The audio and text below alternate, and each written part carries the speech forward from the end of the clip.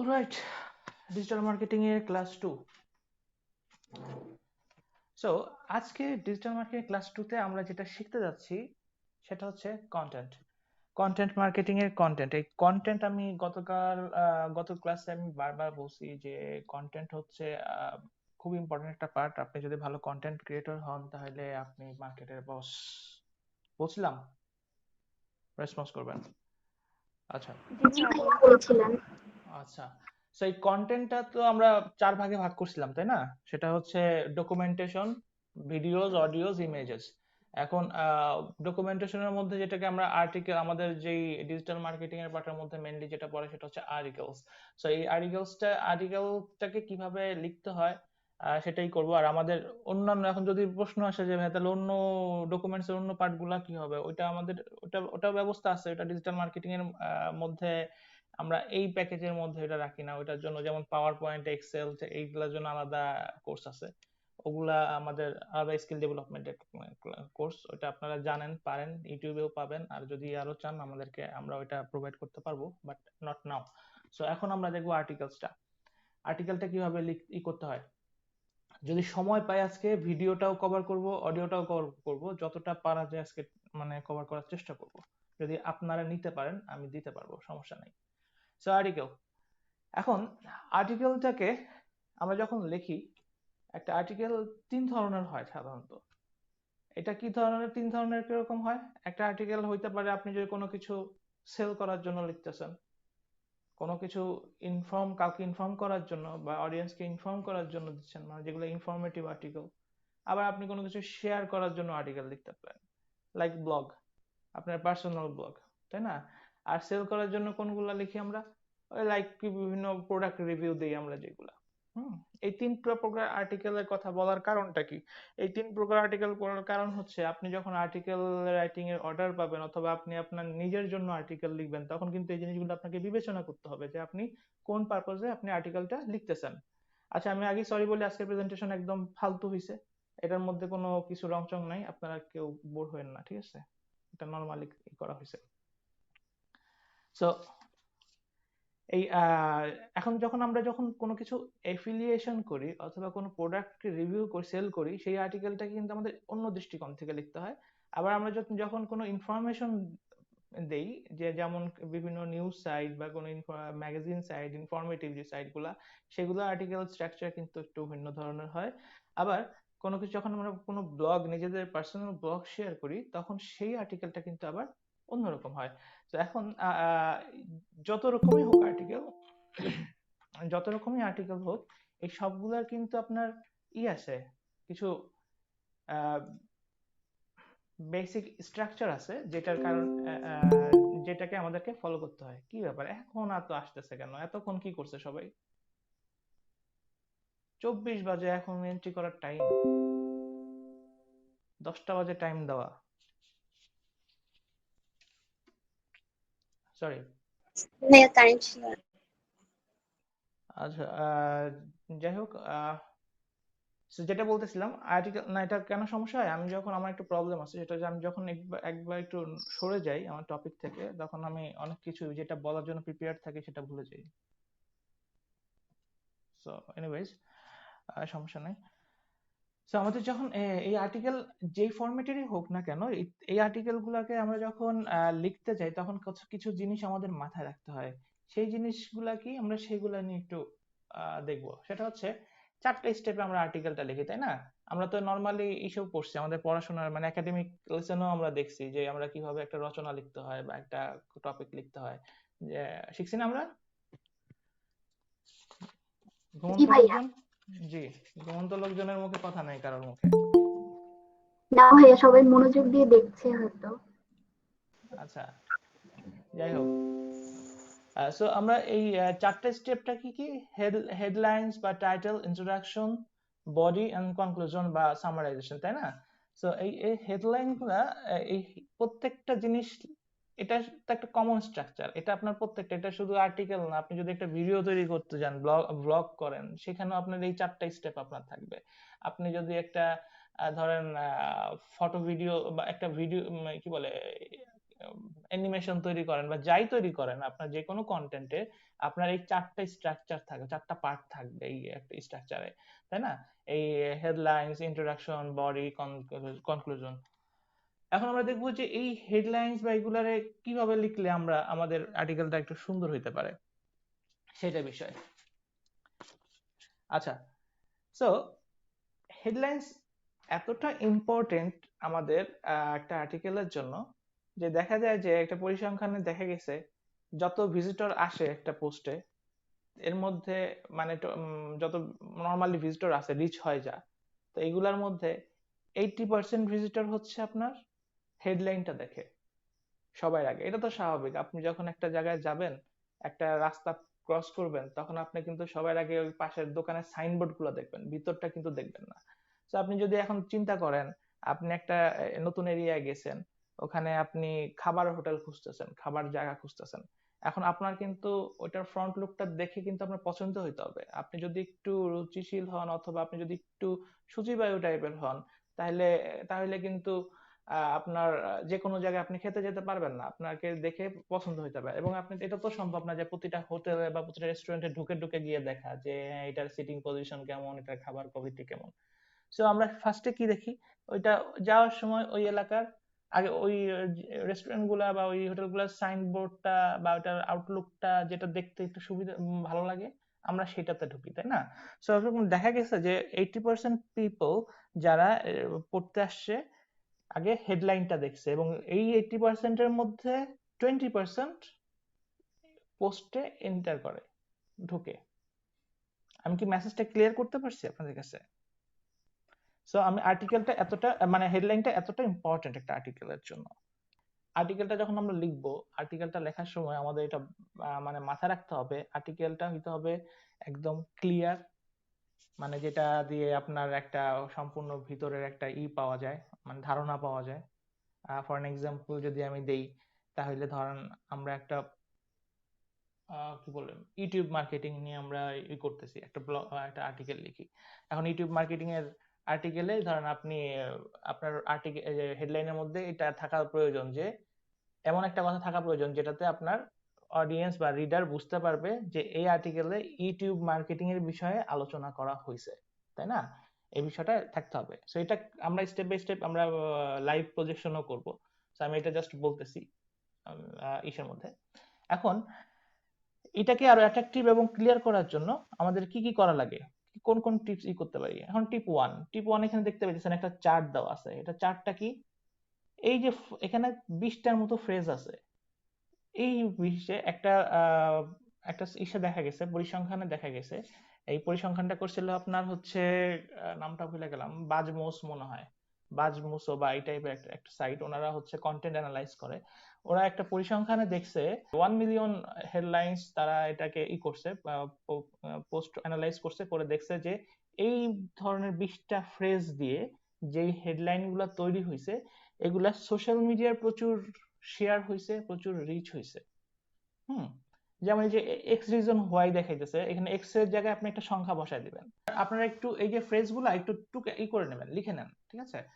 X এর জায়গায় আপনি একটা সংখ্যা বসাবেন যে এই 10টা রিজনের জন্য এই এই মার্কেটটা এত নামি, বা the 10 reason why this item is very popular, অথবা কি 10 things you need to know to get admission here বা to get admission admission this university, এই টাইপের এটা। তারপর এই যে যে ফ্রেজ গুলো আছে এগুলা দিয়ে আমরা চেষ্টা করব হেডলাইনটাকে তৈরি করার।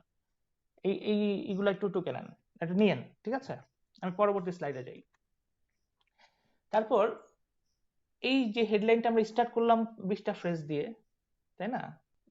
এবং এটা এন্ডিং ফ্রেজ গুলা এটা যদি হয়, তাহলে আপনার এই হেডলাইনটা আরেকটু অ্যাট্রাকটিভ হয়। যেমন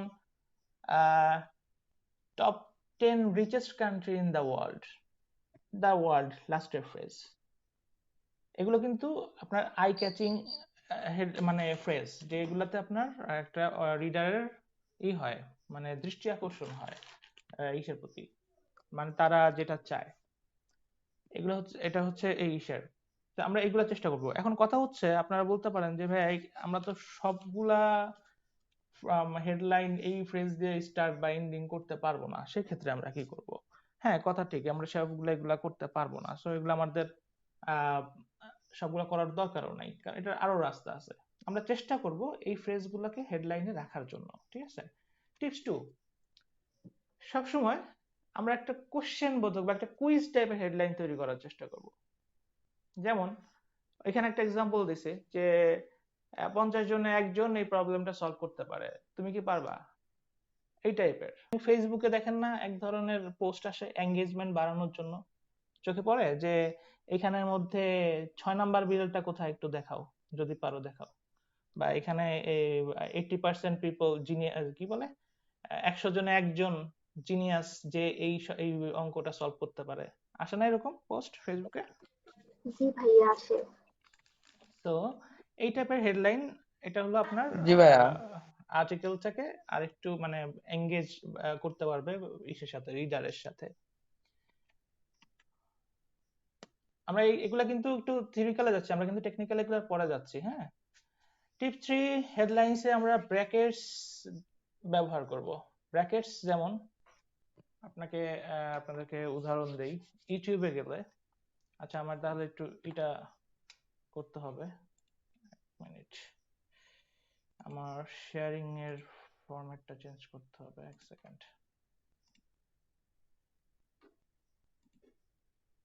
অলরাইট, তো আমার সম্পূর্ণ স্ক্রিন দেখা যাচ্ছে না এখন?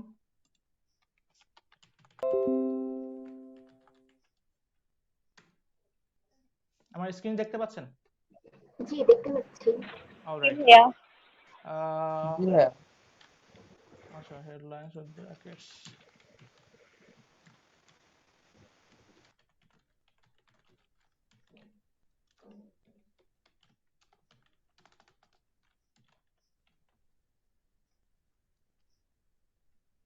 তাদেরকে এক্সাম্পল দেখানোর জন্য আমার এখন ছবি বের করতে হইতেছে।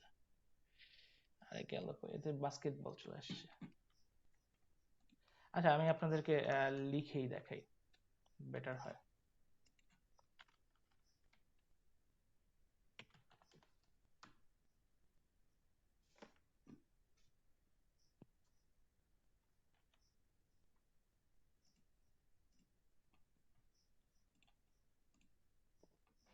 আচ্ছা, ধরেন আমরা টিপস কটা পাইছি? 3টা পাইছি, মানে একটার মধ্যে 2টা পাইছি আর একটা হচ্ছে ব্র্যাকেটস পাইছি, তাই না? সো আমরা এটাকে কম্বাইন করে একটা হেডলাইন বানাই, সেটা হলো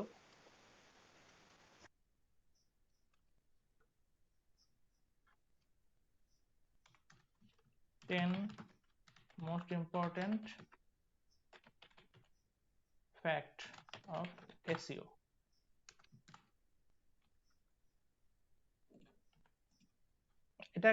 এটা কি হলো দেখেন আপনি, আপনারা দেখেন আমাদের কিন্তু ফার্স্ট টিপটা আমরা কভার করছি না? 10 মানে দিছি, মানে একটা সংখ্যা দিয়ে শুরু করছি, করার পরে এটা শেষ করলাম, করার পরে 2021 আপডেটস। আপনারা কি দেখতে পাচ্ছেন? জি ভাইয়া দেখতে পাচ্ছি। আমার কথাটা কি ক্লিয়ার হয়েছে এখন? জি যে তাহলে আমরা ব্র্যাকেটস ইউজ করব। দেখা গেছে যে আপনার ইসের বিভিন্ন পরিসংখ্যান, এগুলো আপনারা একটু নেট ঘাটাঘাটি করবেন, বুঝছেন? অনেক ধরনের দেখবেন, যে বিভিন্ন অ্যানালাইজিং রিপোর্ট গুলো দেখবেন, তাহলে আপনারা বুঝতে পারবেন যে অ্যাকচুয়ালি এই ট্রেন্ড যে জিনিসটা, এটা কিভাবে। আগে আমাদের ধারণা ছিল যে হেডলাইন যত শর্ট হবে, যত ক্লিয়ার হবে, তত অডিয়েন্স বেশি আসবে। But changing day by day. কারণ কি, আমাদের মানুষের চিন্তা ভাবনা যতটা চেঞ্জ হচ্ছে, তার থেকে বেশি চেঞ্জ হচ্ছে প্রতিযোগিতামূলক মার্কেট অবস্থাটা। কারণ একই জিনিস ধরেন আপনিও জানেন যে এই সিস্টেমে এসইও করলে এটা বুস্ট হবে, আমিও জানি সেম জিনিস, আরেকজনও জানে সেই জিনিস। এখন ধরেন আপনি একটা থাকেন ঢাকার একটা, সাপোজ একটা ছোট এলাকা, আপনি ফর এন এক্সাম্পল, আমি যেহেতু আমার এলাকা নিয়ে বলি, যে ফর এন এক্সাম্পল আপনি মোহাম্মদপুরে থাকেন। এখন মোহাম্মদপুরে আপনার রেস্টুরেন্ট আছে হলো ধরেন 100টা। এখন সবাই তো জানে কিভাবে খাবার ভালো বেশি করে বিক্রি করতে হবে, কিন্তু সবাই কি তাও বিক্রি করতে পারে? নিশ্চয়ই কিছু এক্সেপশনাল আছে। সো এই কারণে আস্তে আস্তে কি হইতেছে, এই ছোট জিনিসকে মানে এই কমন জিনিসটাকে বড় হইতে হইতে আনকমন করতে করতে বড় হয়ে গেছে। সো এখন যে কনসেপ্টটা, যেটা আমাদের টিপ নাম্বার 4, সেটা হচ্ছে হেডলাইনটা একটু লং কিওয়ার্ডের হইতে হয়, লং হইতে হয়। যেমন আপনার মিনিমাম 14 থেকে 17 ওয়ার্ডস, যেটাকে আপনি যদি লেটারে কাউন্ট করেন 70 to 80 লেটার্স এর মধ্যে এই হেডলাইন্সটা হওয়া উচিত। যেটা আমরা যদি আমাদের বিভিন্ন এসইও গাইডলাইন দেখি, যেখানে গুগলও রিকমেন্ড করে, ইউটিউবও রিকমেন্ড করে এই 70 to 80 লেটার্স এর হেডলাইন্স। ঠিক আছে? দ্যাট মিনস আপনার headlines should be written with 14 to 17 ওয়ার্ডস। আমি কি ক্লিয়ার করতে পারছি বিষয়টা? যেটা আমাদের টিপস নাম্বার 4।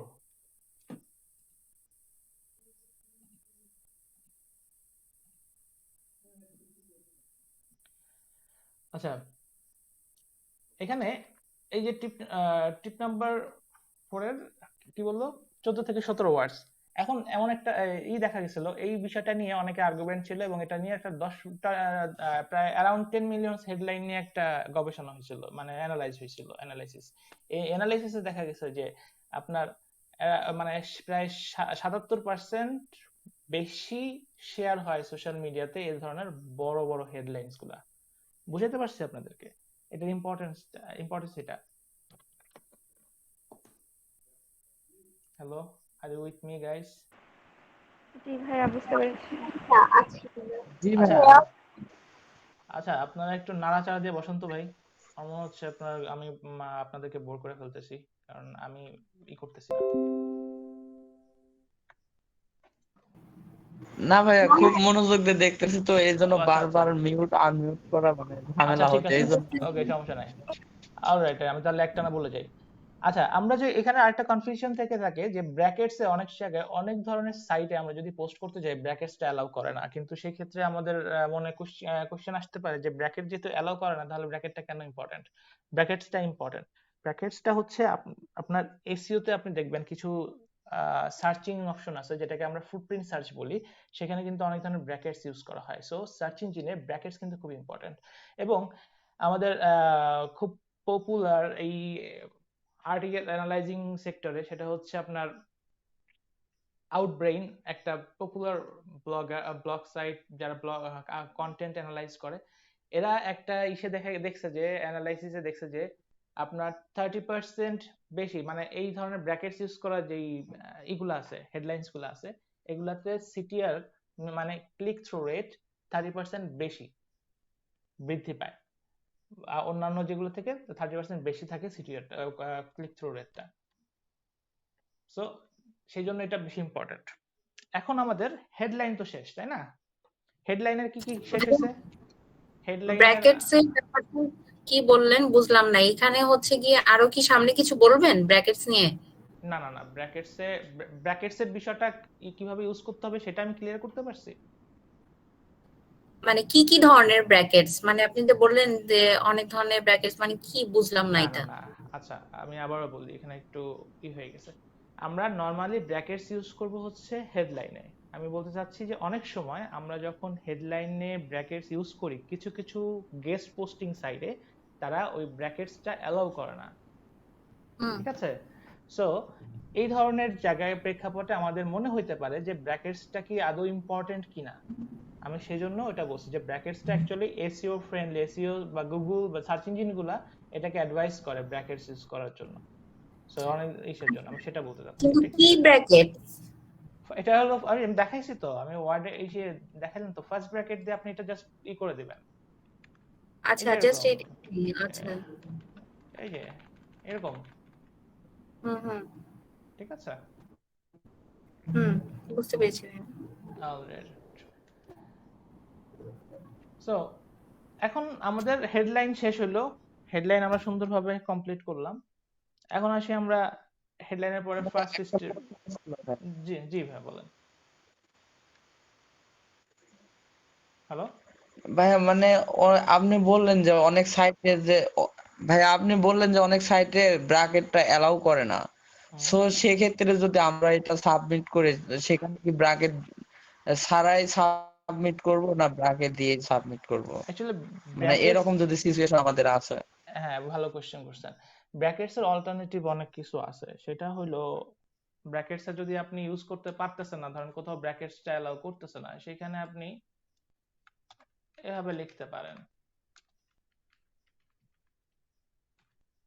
একটা হাইফেন দিয়ে লিখতে পারেন, ঠিক আছে? এখন হাইফেন অ্যালাউ করে না, স্পেশাল ক্যারেক্টার অনেক জায়গায় অ্যালাউই করে না, আপনি এভাবে লিখতে পারেন, ঠিক আছে? আর যদি কোথাও স্পেশাল ক্যারেক্টারস কিছু অ্যালাউ নাই করে, তাহলে আপনি ডাইরেক্ট লিখে একটা কমা দিয়ে ডিরেক্ট লিখে দিতে পারেন।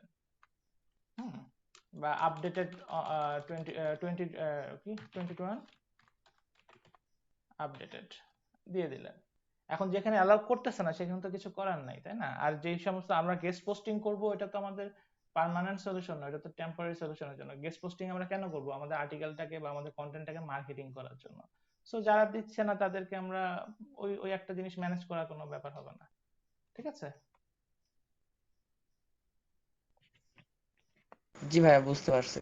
আচ্ছা, এখানে আমাদের হেডলাইন কিন্তু শেষ। হেডলাইনের মধ্যে আর কোনো কোশ্চেন থাকলে বলেন, আমরা এখন পরবর্তী স্টেপে যাব।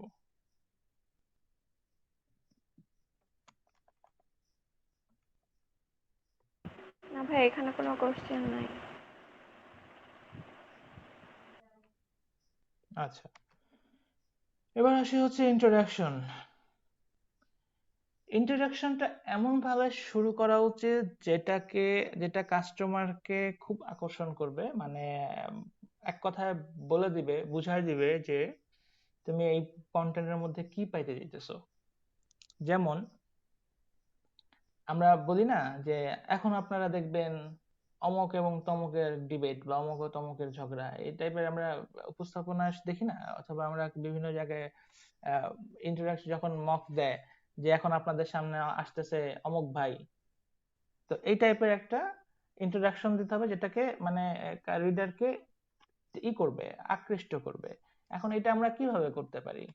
এটাকে আমরা করতে পারি পিপিটি ফর্মুলার মাধ্যমে।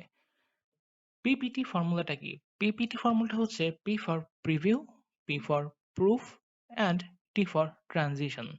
এখন এই পিপিটি ফর্মুলা দিয়ে আমরা যদি একটা স্ট্রাকচার, এই স্ট্রাকচারে যদি আমরা একটা সেন্টেন্স বা একটা ইন্ট্রোডাকশন তৈরি করি, তাহলে কিরকম হয়? আমরা এখন যে ইন্ট্রোডাকশনটা করবো, এটাতে তিনটা সেন্টেন্সের ইন্ট্রোডাকশন থাকবে, ছোট ছোট সিম্পল সেন্টেন্সের। এই তিনটা ইন্ট্রোডাকশনে আমরা দেখবো যেটা কিভাবে করা যায়। যেমন আমরা যদি একটা আর্টিকেল লিখি কিভাবে ফেসবুক পেজে লাইক বাড়ানো যায়, সো এটা নিয়ে আমরা একটা আর্টিকেল দিলাম। সো এটা টাইটেল দিলাম যে 10টি গুরুত্বপূর্ণ নিয়ম যার মাধ্যমে আপনি আপনার ফেসবুক পেজে লাইক বাড়াতে পারবেন, ধরেন এটা একটা টাইটেল। সো সেকেন্ডলি আমরা যখন এটা টাইটেল গেল, এখন ইন্ট্রোডাকশন শুরু করব। ইন্ট্রোডাকশনের পি ফর প্রিভিউ সেন্টেন্সটা কেমন হবে? যে এই আর্টিকেলে আমরা দেখতে পাবো কিভাবে আপনি খুব সহজেই আপনার ফেসবুক পেজের লাইক বাড়াতে পারেন। এটা গেল preview part. P for proof সেন্টেন্সটা কি? বাড়াতে পারানোর কথা বলার পরে আমরা বললাম যে এই ফর্মুলাটা ব্যবহার করে আমি আমার ফেসবুক পেজে 10 দিনে 10,000 লাইক বাড়িয়েছি। এটা গেল প্রুফ পার্ট। এবার আসি ট্রানজিশনটা কি? চলেন তাহলে দেখে নেই সেই উপায়গুলো বা সেই ফর্মুলাটা কি যেটার মাধ্যমে আপনি আপনার ফেসবুক পেজে লাইক বাড়াতে পারবেন। এই হলো আপনার ট্রানজিশন পার্ট। দেখেন এখানে প্রথম প্রিভিউ পার্টে আমি কিন্তু বলে দিলাম যে এই কন্টেন্টে কি ধরনের আলোচনা করা হচ্ছে। প্রুফ যে পার্টটা, এই প্রুফ পার্টে কিন্তু আমি বলে দিলাম যে এই কন্টেন্টটা অ্যাকচুয়ালি কতটুকু অথেন্টিক, এটা প্রমাণ কি। এবং ট্রানজিশনে কিন্তু আমি কাস্টমারকে পুল করে নিয়ে যাচ্ছি আমার কন্টেন্টের দিকে। এই হচ্ছে পিপিটি ফর্মুলা। আমার কথাটা কি ক্লিয়ার এখন?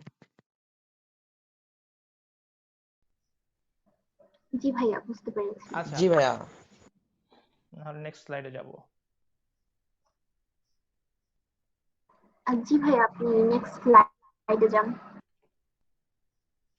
আচ্ছা, তারপর আসতেছে বডিতে আমরা সাধারণত আমাদের ইন্ট্রোডাকশন হইলো, ইন্ট্রোডাকশনের সব ঠিকঠাক মতো করা হইলো, আমাদের হেডলাইনও শেষ, এখন আসতেছে মেইন পার্ট বডিতে।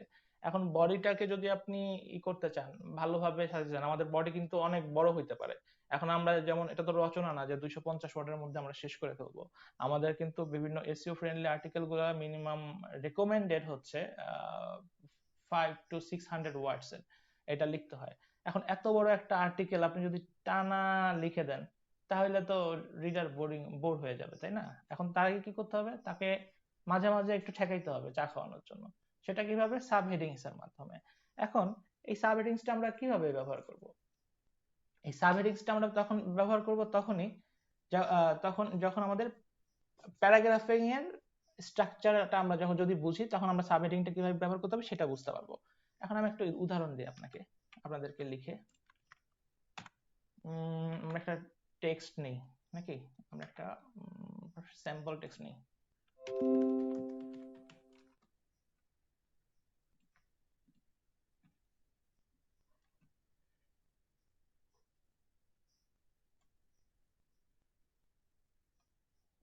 ধরেন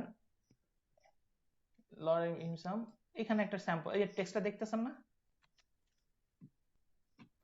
জি ভাইয়া এটা কিন্তু অনেক বড় একটা টেক্সট, তাই না? এখানে আপনার অ্যারাউন্ড কত, একদম কম করে হলেও 1,500 না 1,500 না, কি 800 বা 600 700 বা 800 এরকম ওয়ার্ডস আছে এখানে, ছোট ছোট করে ফন্টে দেওয়া। এখন দেখেন এরা কি করছে, এটা কিন্তু সব একই জিনিস লেখা, স্যাম্পল ওয়ার্ড, স্যাম্পল একটা টেক্সট। এখানে দেখেন ওরা একটু পর পর একটা সাব হেডিং দিছে, দেখছেন? সাব হেডিং দিছে প্যারাগ্রাফে। এখানে আমাদের কিছু জিনিস লক্ষণীয়, সেটা হচ্ছে একটা প্যারাগ্রাফটা আপনার তখনই মানুষের ক্লিয়ার হবে রিডারের কাছে যখন প্যারাগ্রাফটা একটু ছোট এবং ক্লিয়ার সেন্টেন্সে হবে। সো আমরা রেকমেন্ড করি সর্বোচ্চ একটা প্যারাগ্রাফে 5টা থেকে 6টা সেন্টেন্সের বেশি হওয়া উচিত না। এটা মানে এটা আমার কথা না, এটা হচ্ছে আপনার সার্চ ইঞ্জিন রিকমেন্ড করে 5টা থেকে 6টা সেন্টেন্সের মধ্যে একটা প্যারাগ্রাফ কভার করা উচিত। এবং প্রতিটা সেন্টেন্স আমাদের খেয়াল করা উচিত, প্রতিটা সেন্টেন্সে যেন 20টার বেশি ওয়ার্ডস না হওয়াটাই ভালো। 2-1টা হইতে পারে, যখন আমরা যেমন যদি কি বলে কমপ্লেক্স সেন্টেন্স গুলা তৈরি করি, সেক্ষেত্রে আপনার এই করতে হয়, মানে সেন্টেন্সটা বড় হয়ে যায়, সেই ক্ষেত্রে এটা হইতেই পারে। আপনি তো প্রত্যেকটা কমপ্লেক্স সেন্টেন্স করবেন না, তাই না? সো চেষ্টা করব যে আমরা প্রতিটা 5টা থেকে 6টা সেন্টেন্সের মধ্যে একটা প্যারাগ্রাফ ক্লোজ করার, এবং সেন্টেন্সের জন্য ম্যাক্সিমাম 20টার বেশি ওয়ার্ডস না যায়, সেটা আমাদের খেয়াল রাখবো। এটা কিন্তু আমার প্রেজেন্টেশনে না, এগুলো কিন্তু আপনার নোট ডাউন করতে হবে, নোট ডাউন করে নিন আপনারা যদি প্রয়োজন মনে করেন। এই হেডলাইন্স এর বিষয়টা আমি কি বুঝাতে পারছি? হেডলাইন্স এর এটা আমরা কিন্তু এখন তো জাস্ট আমি একটা ওভারভিউ দিচ্ছি, আমরা যখন প্র্যাকটিক্যাল লাইভ এসে যাব তখন আমরা এই করতে মানে আরো ভালোভাবে বুঝবো। তারপর এখানে আরেকটা জিনিস বিবেচ্য, সেটা হচ্ছে একটা রেফারেন্স লিংক। রেফারেন্স লিংকটা কেন ইউজ করতে হয় বা কোথায় কিভাবে ইউজ করতে হয়? রেফারেন্স লিংকটা ইউজ করতে হয় হচ্ছে এরকম, ধরেন আপনি একটা জায়গায় কথা বলতেছেন, বা আপনি একটা ফ্রেন্ডকে একটা জিনিস আপনি একটা ফ্রেন্ডের কাছে বিক্রি করবেন, বা তাকে একটা জিনিস আপনি চাচ্ছেন সে আপনার কথা বিশ্বাস করুক।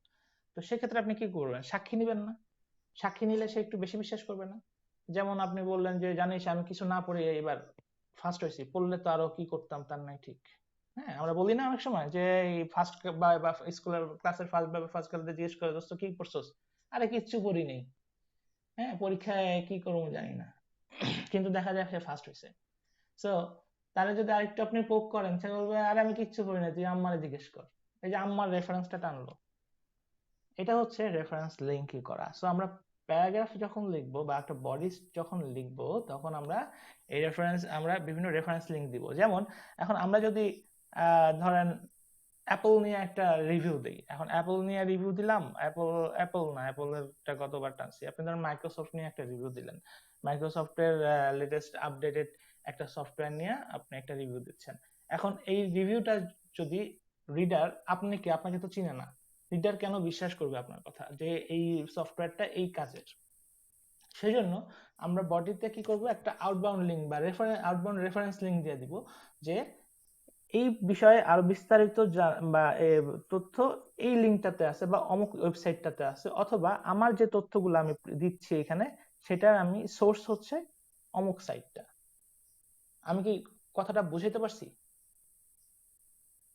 জি ভাইয়া বুঝতে পেরেছি। আচ্ছা, এই জিনিসটা এই জিনিসটা কিন্তু আপনার নরমালি আমরা যখন এসি অপটিমাইজ আর্টিকেল লিখবো তখন তো এটা ব্যবহার করবোই। লিঙ্ক ব্যবহার করবই, কিন্তু যখন আমরা কোনো জার্নাল পোস্ট বা এই টাইপের কিছু করব, যখন আমাদের এই ধরনের অর্ডার আসবে, কারণ অর্ডার তো দুই ধরনের আসবে, একটা হচ্ছে এসইও অপটিমাইজড আর্টিকেলের, একটা হচ্ছে নর্মাল আর্টিকেলের, যারা নিজেরা অপটিমাইজ করে নেবে। তো নর্মাল আর্টিকেলে আপনি নাম লিখতে পারেন যে এই সোর্সটা, এই ইনফরমেশনটা অমুক সোর্স থেকে নেওয়া হয়েছে, অথবা এই ইনফরমেশনের আরো বিস্তারিত অমুক সোর্সে পাওয়া যাবে। ঠিক আছে, সো আমরা বডিতে শিখলাম কি, সাব হেডিং ইউজ করা, আর একটা হচ্ছে রেফারেন্স লিংক ব্যবহার করা। এখন বডির মধ্যে আর কোনো ঝামেলা আছে কিনা বলেন, তাহলে যদি না থাকে আমি নেক্সটে যাব।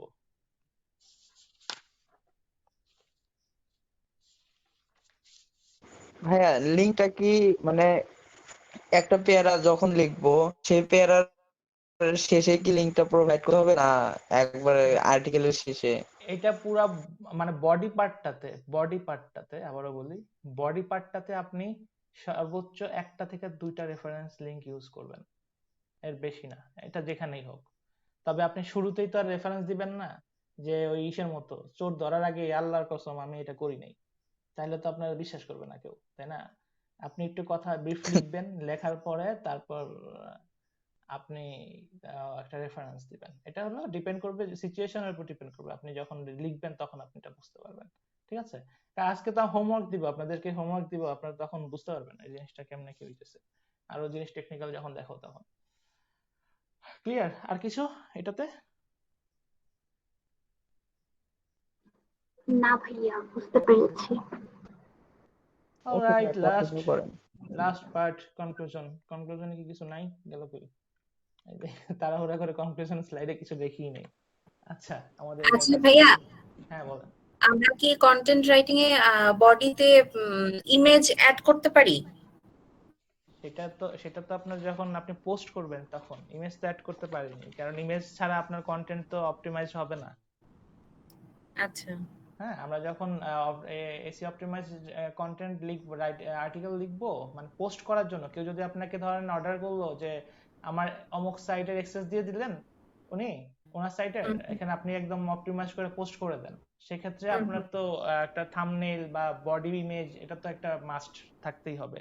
না হলে আপনি যখন বিভিন্ন টুলস ব্যবহার করি না আমরা, ইয়োস্ট এসইও বা আদার্স যে টুলস গুলা, তো দেখা হুম। যায় ওগুলাতে আপনার এরর দেখায়, ওখানেই সাজেস্ট করে যে আপনি এখানে একটা ইমেজ করেন। মানে রিলেটেড ইমেজ। হ্যাঁ, রিলেটেড ইমেজ, রাইট। তবে সব ইমেজ কিন্তু ইউজ করা যাবে না, ইমেজটাকে ইউজ করার আগে অনেক কিছু ব্যাপার স্যাপার আছে, সেটা আমরা দেখবো যখন কাজ করব তখন দেখবো। ঠিক ও আছে? আচ্ছা, ঠিক আছে। আচ্ছা, এখন আমরা কনক্লুশন পার্টে আসি। সরি, আমি বলছিলাম আজকে প্রেজেন্টেশনটা আমি ভালো করে তৈরি করতে পারি নাই, এই আপনারা যে 15 মিনিট 20 মিনিট লেট করে আসছেন, অ্যাকচুয়ালি থ্যাংক ইউ আপনাদের লেট করে আসার জন্য, আজকে আবার প্রতিদিন লেট করে আসেন না, এই 15-20 মিনিট এটা তাড়াতাড়ি করে রেডি করছি। এখন বাট যদিও একটু ঝাড়িটা দিয়ে দিছিলাম আর কি, একটু চলে আসছিল, সরি ফর দ্যাট। আচ্ছা, এখন কনক্লুশন পার্টে আমরা কনক্লুশনটাকে যদি আরো সুন্দর অ্যাট্রাকটিভ করতে চাই, তাহলে আমরা তিনটা ভাগে ভাগ করতে পারি, মানে এটারও একটা ফর্মুলা আছে, এইটার ফর্মুলারে আপনার টিএসি ধরেন, হ্যাঁ, ট্যাগ। সো এই ট্যাগ জিনিসটাকে আমাদের মেনটেন করতে হবে। ট্যাগ জিনিসটা কি? টি ফর ট্রানজিশন, যেটা আমরা আগে দেখছি, আরে জ্বালা, transition. A for ask, I mean question, আর C for CTA বা ক্লিক থ্রু রেট। ট্রানজিশনটা কি? এখন আমাদের কনক্লুশন করতে হবে। এই কনক্লুশনটা লেখার আগে আমাদের একটা জিনিস মাথায় রাখতে হবে, সেটা হচ্ছে অনেক পাবলিক আছে যারা পুরা কন্টেন্ট পড়ে না, তারা হেডলাইন পড়ে, আর্টিকেলে ঢুকে ডাইরেক্ট উপসংহারে চলে যায়, যার পর দেখে সামারাইজটা কি করছে, তারপর তার যদি সামারাইজ দেখে যদি মনে হয় যে না এই জিনিসটা আসলে একটু পড়া উচিত, তখন সে কিন্তু বডিতে ঢুকে। আমরা যখন পেপার পড়ি, আমরা যখন সকালবেলা পেপারে চোখ বুলাই, তখন আমরা কি করি? তখন আমরা দেখি যে, হেডলাইন পড়ি আর শেষের টুকু। তাই তো। সো জিনিসটা কিন্তু সব জায়গায় একই হয়। সো এখন আমাদের কনক্লুশনটা এমন অ্যাট্রাকটিভ হওয়া উচিত যেটা দিয়ে রিডার আমাদের আর্টিকেলে ঢুকতে বাধ্য হয় অথবা ইন্টারেস্টেড হয়। এটার জন্য এই টিএসি ফর্মুলাটা আমাদেরকে মাথায় রাখতে হবে। সো টিএসি জিনিসটা কি? T for transition, A for ask and C for CTA বা কল টু অ্যাকশন। এখন এই টিএসি ফর্মুলাটাকে কিভাবে কাজে লাগানো যায় সেটা আমরা একটু প্রথম থেকে এই পর্যন্ত একটা রিভাইজ দিব, সম্পূর্ণ কি কি শিখলাম এই রাইটিং এর, তারপর আমরা কনক্লুশনে চলে আসবো।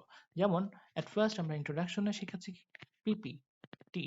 সো পিপিটি আমরা যখন মেনটেন করে বডিতে আসলাম, বডিটা কমপ্লিট করলাম, বডিটা কমপ্লিট করার পরে সাবহেডিং এবং রেফারেন্স লিংকের মাধ্যমে আসলাম হয়তো কনক্লুশনে।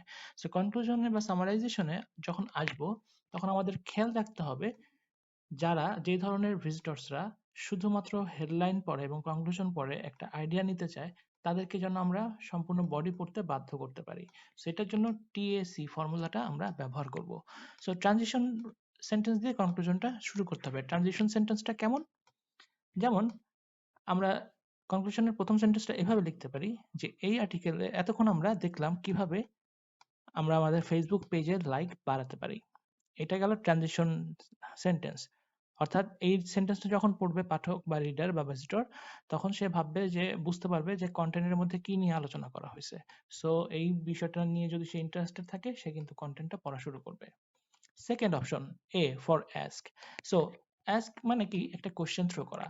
So, যখন আপনি সেকেন্ড একটা সেন্টেন্সের মাধ্যমে একটা কোশ্চেন থ্রো করবেন যে এই সেন্টেন্সটা পড়ে তো এই আর্টিকেলটা পড়ে তুমি কি শিখলে বা তুমি কি বুঝলা, অথবা এই ফর্মুলাগুলোর মধ্যে তুমি কোন ফর্মুলাটা অ্যাপ্লাই করবা ফার্স্ট। সো এরকম একটা কোশ্চেন থ্রো করবেন যেহেতু এই কোশ্চেনের অ্যান্সার দেওয়ার জন্য কমেন্ট লিখে ভিজিটররা কমেন্ট দিতে বাধ্য হয়, আর যত কমেন্ট লিখবে বা লাইক করবে তখন কিন্তু আপনার এঙ্গেজমেন্ট বাড়তেছে। আর আমাদের সবচেয়ে মেইন টার্গেটই কিন্তু এঙ্গেজমেন্ট বাড়ানো। তারপর যে পার্টটা সেটা হচ্ছে সি ফর সিটিএ বা কল টু অ্যাকশন। এই কল টু অ্যাকশন কেমন? সবার লাস্টে আমরা আমাদের ভিজিটরসকে একটা অ্যাকশন করতে বলবো। যেমন তুমি যদি তোমার যদি ভালো লেগে থাকে তাহলে তুমি এই ফর্মুলাটা অ্যাপ্লাই করো এবং রেজাল্ট আমাদেরকে জানাও। অথবা এরকমও লিখতে পারি যে আর্টিকেলটি যদি ভালো লাগে থাকে তাহলে আমাদেরকে সাবস্ক্রাইব করো, বা যে কোনো একটা কমেন্ট লিখতে। আপনি একটা মোট কথা একটা ভিজিটরকে অ্যাকশন করার জন্য উদ্বুদ্ধ করা, এটাই হচ্ছে সিটিএ। সো আমরা কনক্লুশনের তিনটাই শীট জানলাম: T for transition, A for ask and C for CTA. আবার এই পার্টটাতে কি আপনাদের কোনো কোশ্চেন আছে? থাকলে বলেন। আমাদের কিন্তু থিওরিক্যাল মোটামুটি শেষ। ভাইয়া বলেন। ভাইয়া, একটা প্রশ্ন হলো ইন্ট্রো এবং কনক্লুশন এই দুইটা পার্টে মানে আনুমানিক কয়টা সেন্টেন্স ইউজ করা যেতে পারবে? মানে আপনার একটা পারফেক্ট। ছোট ছোট তিনটা করবেন। ছোট ছোট তিনটা মানে ছোট ছোট মানে অনেক ছোট ছোট তিনটা। হ্যাঁ, মানে ছোট ছোট মানে 4টা 5টা ওয়ার্ডের সেন্টেন্স যদি হয় তাহলে আপনি তিনটা করতে পারেন, নাহলে বেটার হয় 2টা সেন্টেন্সে কমপ্লিট করা, সর্বোচ্চ তিনটা। আমরা যারা ওই যে রচনা শিখছি না, এখানে রচনার ছোটবেলার একাডেমিক যে লিসনটা এটা আমরা একটু কাজে লাগাবো।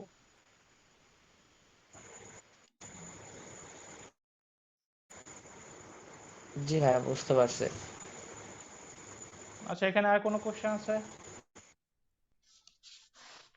ভাইয়া সিটিএ ফুল মিনিং কি বলেছেন? Click through rate. ওকে।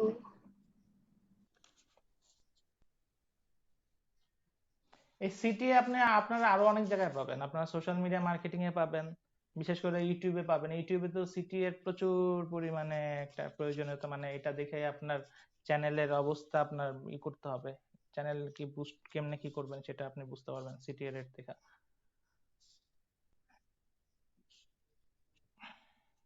আচ্ছা, এই পুরা এই যে যত পার্টগুলো দেখাইলাম এর মধ্যে আপনারা একটু দেখেন, দেখে আপনারা বলেন কোনো সমস্যা আছে কিনা, থাকলে বলেন, তাহলে এই সমস্যার সমাধান করে দেন, নেক্সট পার্টে যাব। আজকের মানে আমার কথাগুলো খুব এলোমেলো হয়েছে, সরি ফর দ্যাট। জি ভাইয়া। আচ্ছা, লাস্টে বুঝাইতে পারছি নাকি এলোমেলোই এখনো আছে? না, বুঝাতে পেরেছেন। জি ভাইয়া, বুঝতে পেরেছি। আচ্ছা, সরি, আমি অ্যাকচুয়ালি এটা নিয়ে বসতে পারি নাই, সন্ধ্যার পরে একটু বসার চেষ্টা করছি, তাও পারি নাই, খুব মাথা যন্ত্রণা করতেছিল। আর লাস্টে বললাম না, আপনারা যারা লেট করে আসছেন তাদের কাছে ধন্যবাদ লেট করে আসার জন্য, তাদের জন্য একটু তাড়াতাড়ি করে মোটামুটি ভাবে করছি। কারণ নিজে করা এক জিনিস, এটা তো বোঝেন আপনারা, যে নিজে যখন করবেন নিজে নিজের মতো করবেন কাজগুলা, আবার যখন না কাউকে বুঝাইতে যাবেন তখন কিন্তু এটা একটা স্ট্রাকচারাল ওয়েতে আসতে হয়, তাই না? সো এই জিনিসটার জন্য একটু হোমওয়ার্ক করতে হয়। সো আমাদের আজকে আর্টিকেল আমরা একটা লিখবো, তাই না? এখন কি টপিক নিয়ে আর্টিকেল লিখবো? এখানে এই যে টপিক সিলেকশন, ধরেন আপনার কোনো কাজ নাই, আপনি কোনো কাজ করতে পারতেছেন না, এই জিনিসটা, এই কথাটা একটু ইম্পর্টেন্ট ভাবে মনোযোগ দিয়ে শুনেন। আমরা এই যে জিনিসটা ডিজিটাল মার্কেটিংটা শিখতেছি, আমরা কি শুধু মার্কেট প্লেসে কাজ করার জন্য শিখতেছি, অর্থাৎ চাকরি করার জন্য শিখতেছি? আনসার করবেন। না ভাইয়া, নিজে জানার জন্য অনেকে। নিজে জেনে কি করবেন? নিজে জেনে বসে থেকে তো লাভ নাই। না, লাইফে তো অনেক জায়গায় হচ্ছে এটা কাজে লাগবে, পড়াশোনা, উম, মানে জব, সবকিছুতে। আপনি ডিজিটাল মার্কেটিং এ ভাইয়া, নিজের লাইফ করতে গেলে, না, ডিজিটাল মার্কেটিংটা নিজের আমরা, লাইফ সমস্যা লাগবে। হ্যাঁ, এখন এটা কন্টেন্ট রাইটিংটা তো একটা ডিজিটাল মার্কেটিং এর একটা পার্ট, তাই না? আমি বলতে চাচ্ছি ডিজিটাল মার্কেটিংটা আমরা কেন শিখতেছি, শুধু চাকরি করার জন্য তো না, যে আমরা মার্কেট প্লেসে কাজ করব বা কোথাও চাকরি করব, কেউ আমাকে এই কাজটা তার কাজটা করে দিব এই জন্য টাকা দিবে, এক কথায় অন্যের কাজের জন্য কি শুধু আমরা শিখতেছি?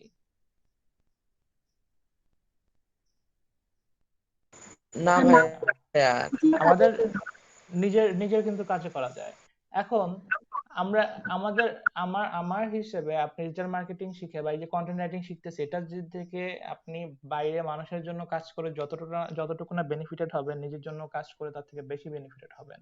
যেমন আপনাকে $5 বা $3 বা $100 দিয়ে আপনার কাছ থেকে একটা আর্টিকেল লিখে সে কিন্তু ওখান থেকে $500 ইনকাম করতেছে, এই জিনিসটা আপনার মাথায় রাখতে হবে।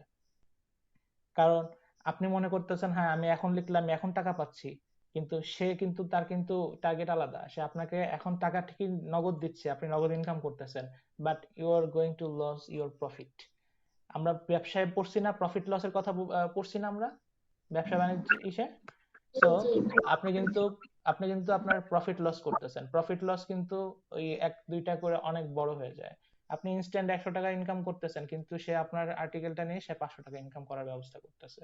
সো এই জিনিসটা মাথায় নিবেন, নিয়ে চেষ্টা করবেন, এটা আমি বলবো যে নিজের কাজ করার চেষ্টা করবেন নিজের জন্য। এখন আসি আসল টপিকে।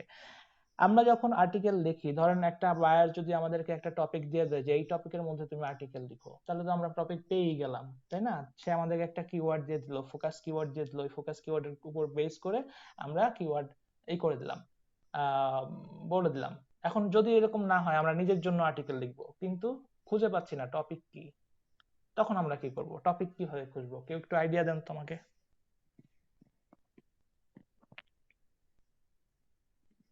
মানে কোন টপিকে আমি লিখলে বা কোন টপিকে আমি ভিডিও বানাইলে আমি ভিজিটর আমি গ্র্যাব করতে পারবো, সেটা আমরা কিভাবে আমি ফাইন্ড আউট করব?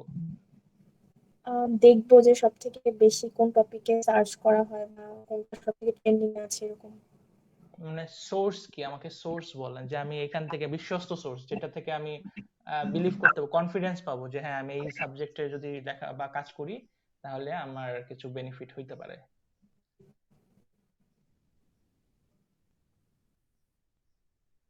এনিওয়ান? ভাই, গুগল ট্রেন্ড ইউজ করা এটা ফাইন্ড আউট করা যায় না? ভাই, গুগল ট্রেন্ড সবাই ইউজ করে, আপনিও ইউজ করেন, আমি ইউজ করি, এক্সও ইউজ করে, ওয়াইও ইউজ করে। এক্সেপশনাল কিছু বলেন, যেটার গ্রহণযোগ্যতা আছে but exceptional. Alright, let me show.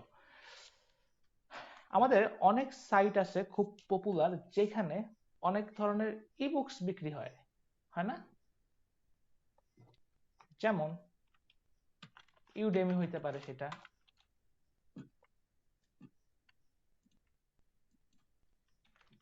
Amazon হইতে পারে, সেটা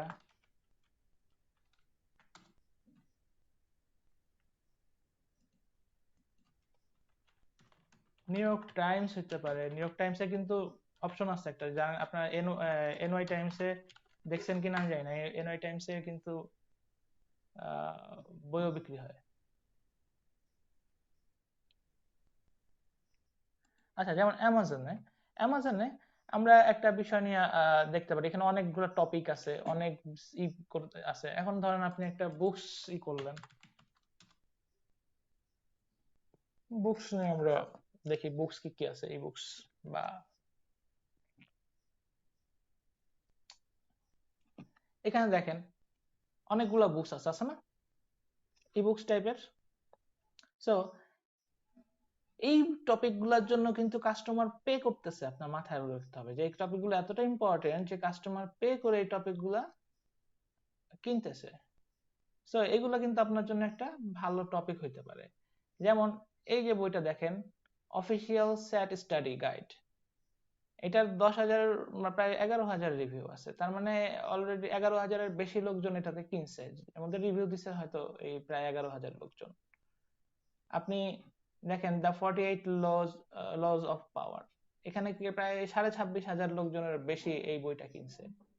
তার মানে কি এই এতগুলা লোক এটাতে ইন্টারেস্টেড আছে যারা পে অলরেডি করছে, তার মানে এরকম আরো এর থেকেও 2 গুণ 3 গুণ বেশি লোক ইন্টারেস্টেড আছে যারা পে করতে পারতেছে না দেখে এটা কিনে নাই, but they are searching for this topic. আমি কি বুঝাতে পারছি বিষয়টা? জি ভাইয়া। এটা কিন্তু আপনার মানে জি ভাইয়া।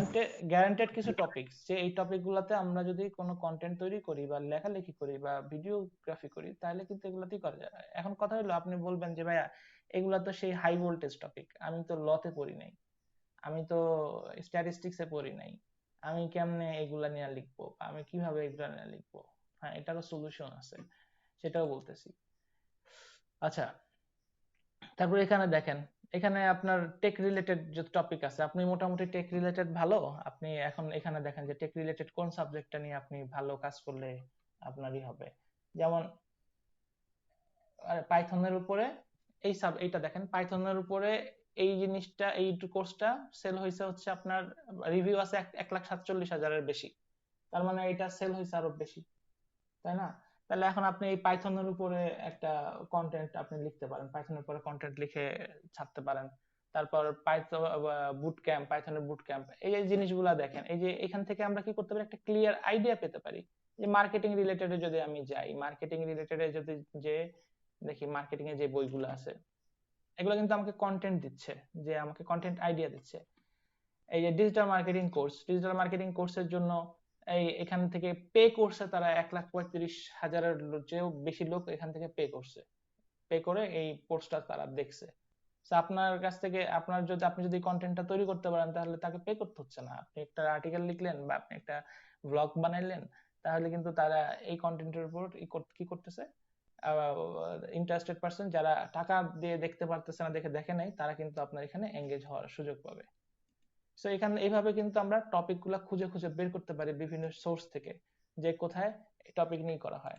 তারপর আমরা বিভিন্ন করতে পারি, ব্লগ, যে ট্রেন্ডের কথা বলছেন, গুগল ট্রেন্ডের কথা বলছেন, হ্যাঁ গুগল ট্রেন্ডে আপনি কোনটা বুঝতে পারবেন সেটা হচ্ছে আপনি যখন একটা সাব টপিক, ধরেন কয়েকটা ট্রেন্ড টপিক সিলেক্ট করবেন, যেমন বর্তমানে ট্রেন্ডে আছে হলো কোভিড দিয়ে আপনি কোভিড নিয়ে এখন করতে পারেন, কোভিড নিয়ে সবচেয়ে বেশি সার্চ হইতেছে কোথায় বা কোথায় কি করতেছে সেটা আপনি বুঝতে পারবেন। কিন্তু এই জিনিসটা তো সিজনাল, ধরেন একটা সময় কোভিড থাকবে না, একটা সময় কোভিড চলে যাবে, তখন আপনি কি করবেন? তখন তো কোভিড নিয়ে কেউ সার্চ দিবে না, তাহলে আপনি যে কষ্ট করে আর্টিকেল র্যাঙ্ক করাইলেন, আপনার সাইটটাকে র্যাঙ্ক করাইলেন, তাই এই সাইটটার মূল্যটা কই থাকবে? সো আমাদের এমন একটা টপিক সিলেকশন করতে হবে যেটা আপনার অল সিজনে এটা চলে, আলুর মতো যে কোনো তরকারিতে যায় আর কি। আচ্ছা, এখন যে আমরা ডাইরেক্ট আর্টিকেল রাইটিং এ যাব। সো আমাদের আজকে সাবজেক্ট চুজ করতে হবে। এখন আমাদের একটা সাবজেক্ট দেন, সাবজেক্ট বলেন কি সাবজেক্টের লেখা করা যায়। এখন আপনাদের একটা মানে ইসে দেখবো, একটা সাবজেক্ট দেন যেটা দিয়ে কাজ করা যায়, আর্টিকেল লেখা যায়।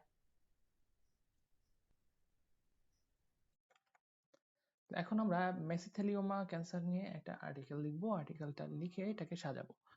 সো মেসোথেলিওমা ক্যান্সার দিয়ে আমরা সার্চ করে যেখানে কিছু টপিক আমরা পাইছি, এই টপিকগুলো আমরা এখানে দেখলাম, এই যে মেসোথেলিওমা ক্যান্সার নিয়ে লেখা আছে।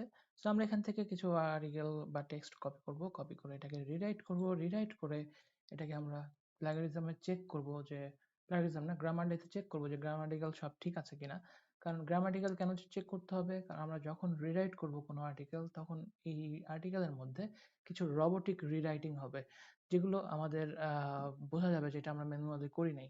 সো আমাদেরকে প্রুফ রিডিং এর মাধ্যমে, অর্থাৎ নিজেরা পড়ে পড়ে ওই ওয়ার্ডগুলো খুঁজে বের করতে হবে যেগুলা রোবোটিক রিরাইটিং হয়েছে।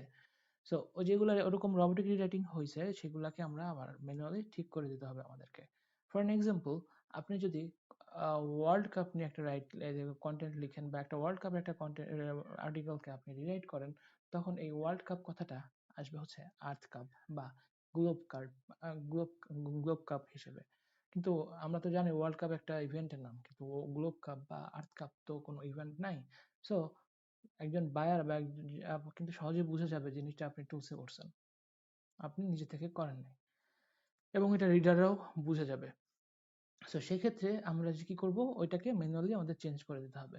সো এছাড়াও এর জন্য আমরা আরেকটা কাজ করতে পারি, আমরা যখন গ্রামারলিতে এই রিরিটেন পোস্টটাকে বা আর্টিকেলটাকে গ্রামারলিতে আমরা সাবমিট করব, ফ্রি ভার্সনে সব এররগুলো ধরা পড়বে না। এই জন্য আমি যেটা করি, আমরা সবাই যেটা করি যারা মোটামুটি মার্কেট প্লেসে কাজ করি বা নিজেরা কোনো কাজ করি, নিজেদের ব্লগে কাজ করি, তারা কি করি, প্রিমিয়াম কিছু টুলস আমরা ব্যবহার করি।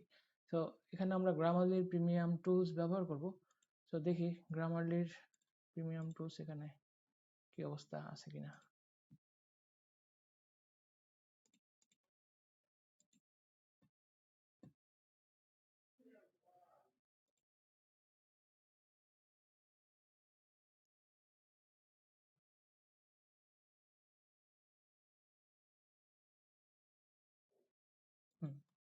সো আমরা এখন একটা আর্টিকেল এখান থেকে নেই,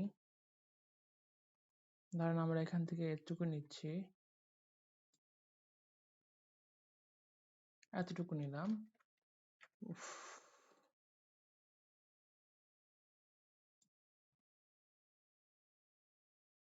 এতটুকু নিলাম, এতটুকু নিয়ে যেটাকে আমরা রিরাইট করতেছি একটা ফ্রি টুলস এর মাধ্যমে। আমি বলেছি যে স্মল এসইও টুলস, এটা একটা ফ্রি টুলস। এই ফ্রি টুলস এর করে দেখবো আমাদের রিরাইটিংটা কেমন হয়। যদিও ফ্রি টুলসে আমাদের বায়ারকে আমরা খুশি করতে পারবো না, আমরা এখানে চেষ্টা করি, আমরা নেক্সটে এটা করলে আমরা বুঝতে পারবো অ্যাকচুয়ালি প্রিমিয়াম টুলস আর ফ্রি টুলস এর মধ্যে তফাৎটা কি। সো আমি এখানে রিরাইট করি,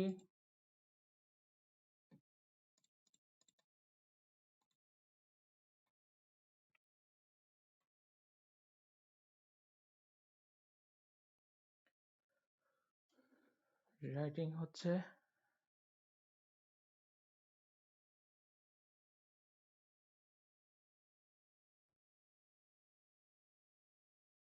আমাদের রিরাইটিং এখানে হয়ে গেছে। সো রিরাইটিং করার পর আর্টিকেলটাকে আমরা কপি করে গ্রামারলিতে পেস্ট করে দিই। গ্রামারলিতে যে দেখা যাচ্ছে অনেক ধরনের অনেক কিছু ভুল আসছে, ভার্টিকাল, এসেনশিয়াল, ইম্পর্টেন্ট, এসেনশিয়াল দিতে পারি, ইফেক্টিভ, আচ্ছা এসেনশিয়াল, তারপর হবে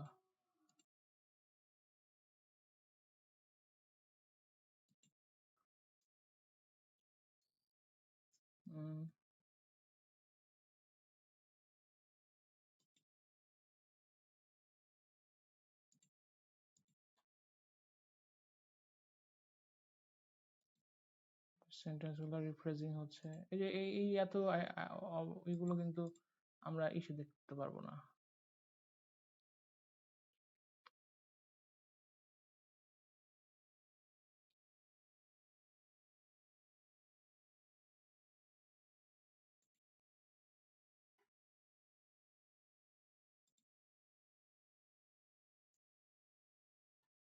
এখানে মোটামুটি এটা কমপ্লিট হয়ে গেছে।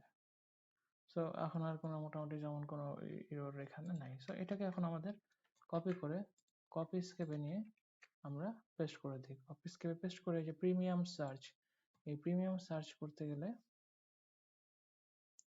আমরা দেখব এই যে দেখেন একটা রেজাল্ট পাইছে এই ইসের মাধ্যমে। এই রেজাল্টটা কোথায়? রেজাল্টটা কোথায় আমরা একটু চেক করি।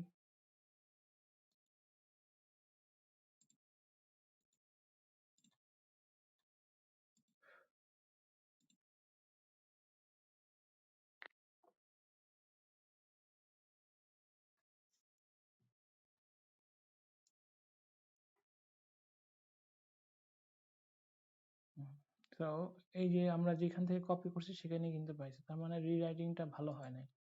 ঠিক আছে, তার মানে আমরা বুঝতে পারতেছি আমাদের এটাকে আরো রিরাইট করতে হবে। এভাবে আমরা যখন আর্টিকেল লিখবো, আর্টিকেল লিখে আমরা ফাইনাল সাবমিশনের আগে অবশ্যই আমরা কপি স্কেপ এখানে চেক করব, কারণ মোস্ট অফ দ্য বায়ার যেটা করে উল্লেখ করে দেয় যে article should be passed by copy escape.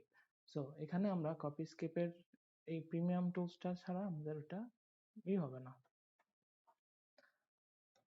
আমরা বুঝতে পারবো না।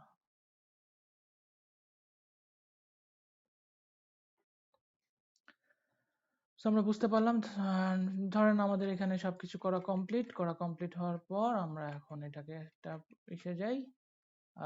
কপি স্ক্রিপ্টও ধরেন পাস হয়ে গেছে, আমাদের ইসেও কমপ্লিট, রিরাইটিংও কমপ্লিট, গ্রামাটিক্যাল চেকিং কমপ্লিট। এখন আমরা আমাদের আর্টিকেলটাকে সাজাইতে হবে। এখন আর্টিকেলটা কিভাবে সাজাবো? যেটা বুঝলাম, ফার্স্টে ইন্ট্রোতে যান, ইন্ট্রোডাকশনে টাইটেলে যেতে হবে। এখন টাইটেল কি করতে হবে? এই যে কন্টেন্টটা লিখছেন এটার উপর বেস করে একটা টাইটেল রেডি করেন। টাইটেলটা যেহেতু মিস থালিমার উপর, তো আমরা এখানে একটা দেই, ধরেন টাইটেল দিচ্ছি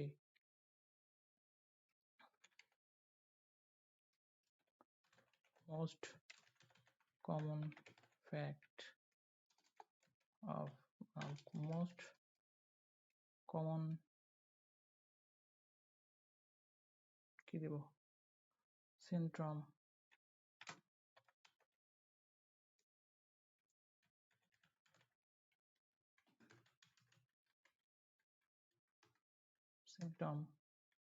of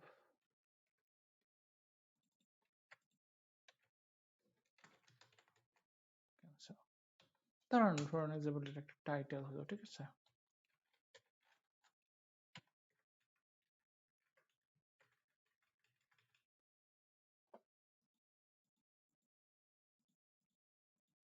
এখন এটা গেল। এখন আসেন ইন্ট্রোডাকশনে। ইন্ট্রোডাকশনে আপনার এতটুকুর মধ্যে ধরেন ইন্ট্রোডাকশনটা ছাপা ফেললাম, কমপ্লিট করে ফেললাম। এবার আসে বডি পার্টে। এখন বডি পার্টে আমাদের এই যে এতক্ষণ ধরেন এতগুলো হলো বডি, লাস্টে এটা কনক্লুশনের জন্য রেখে দিই। এখন এখানে পুরোটা এক লিখলে তো কেমন দেখায়। সো আমরা এখন ভাব বুঝে বা জায়গা বুঝে আমরা একটা এখানে দিয়ে দিলাম, এটা একটা সেকেন্ড হেডলাইন দিয়ে দিলাম h2 দিয়ে সাব হেডলাইন বানাই, সাব হেডিং বানালাম, এটাতেও সাব হেডিং বানাই দিই। ঠিক আছে, দিয়ে আমাদের মোটামুটি ভাবে সাজানোটা শেষ। এটা হইলো একটা পূর্ণাঙ্গ আর্টিকেল হইলো।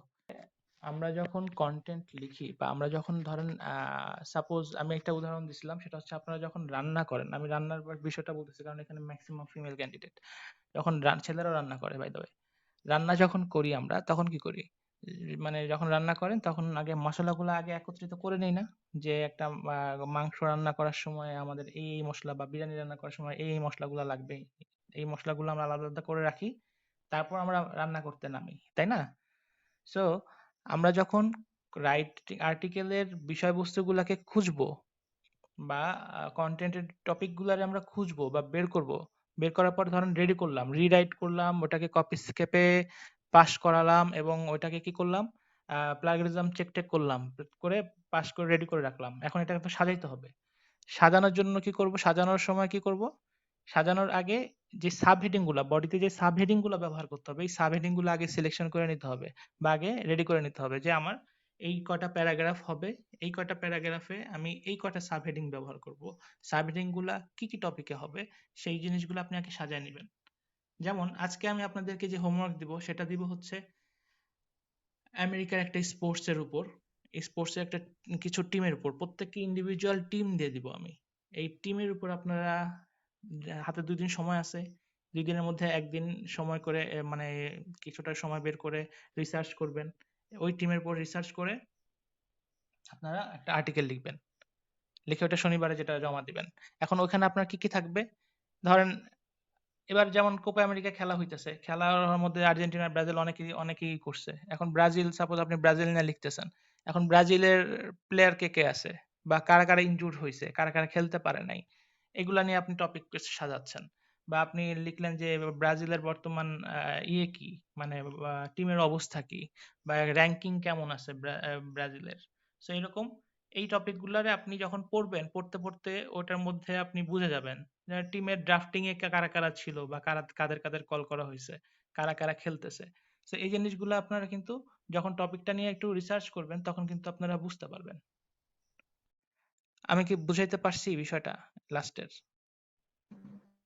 জি ভাইয়া। পেরেছি। আচ্ছা, আমি কি আপনারা কি হোমওয়ার্ক করবেন? আমি কি টপিক দিব? জি ভাইয়া, হোমওয়ার্ক।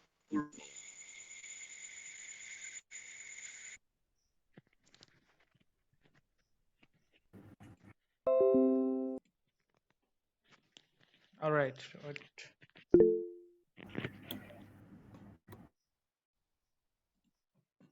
হোমওয়ার্কটা হচ্ছে, আমি কিছু স্পোর্টস এর টিমের নাম বলবো, আমেরিকান স্পোর্টস এর কিছু টিমের নাম দিব। এই দলগুলা আপনারা রিসার্চ করবেন এই দলগুলোর ব্যাপারে, এবং খেলাটাও ব্যাপারেও আমি লিখে দিব। ওই এটা রিসার্চ করে ওই দলের বর্তমান অবস্থা কি, সামনে ওদের একটা আসতেছে, ওদের প্রিমিয়াম লিগ আসতেছে, সেই লিগে ওদের অবস্থাটা কি, ওদের কয়টা খেলা আছে, কাদের কাদের খেলা আছে, এই সব মিলিয়ে 600 ওয়ার্ডের একটা আর্টিকেল লিখবেন আপনারা। ঠিক আছে, 600 ওয়ার্ডসের আর্টিকেল লিখবেন, এবং এই আর্টিকেল গুলা আপনাদের সবাই ব্যবহার করবেন হচ্ছে এটা আপাতত, যদিও এটা ভালো কাজ করে না। ওই যে স্মল এসইও টুল যেটা দেখাইলাম, এটা ইউজ করতে পারেন। ঠিক আছে, অথবা এটা ফ্রি। আর এছাড়াও চাইলে আমি আপনাদেরকে একটা টুলস এর অ্যাক্সেস দিতে পারি। আমি চেষ্টা করি একটা টুলস এর অ্যাক্সেস দিব না, প্রিমিয়াম টুলস এর অ্যাক্সেস দিব না, যদি আপনারা নেন আপাতত। ওটা দিয়ে একটা হোমওয়ার্কটা দেখেন করতে পারেন কিনা আপনারা। কিন্তু এটা তো আবার সেটিং আপনাদেরকে দেখাইতে হবে, এটার জন্য আবার অন্য সময়, এখন পারবো না সেটিং দেখাইতে। স্মল এসইও টুল নাম শুনছেন আপনারা? স্মল এসইও টুলস এর, জি ভাইয়া। স্মল এসইও টুলস এর রাইটিং, ওই টুলস গুলো দিয়ে আপনারা আপাতত আর্টিকেল লিখেন। ঠিক আছে, আমি এটারে আরো কিভাবে, এটা মানে ফ্রি টুলস দিয়ে করার পরে প্রিমিয়াম টুলস এ করলে কি বেনিফিটেড হবে সেটা আমি তাহলে নেক্সট ক্লাসে দেখাই দিব না। আপাতত এটা দেখেন, এবং প্রত্যেকের এটা ওই যে কি বলে ইমেলটা একটু চেক করেন। আর ওই ইমেলে আমি কিন্তু যার যার টপিকটা পাঠাই দিব।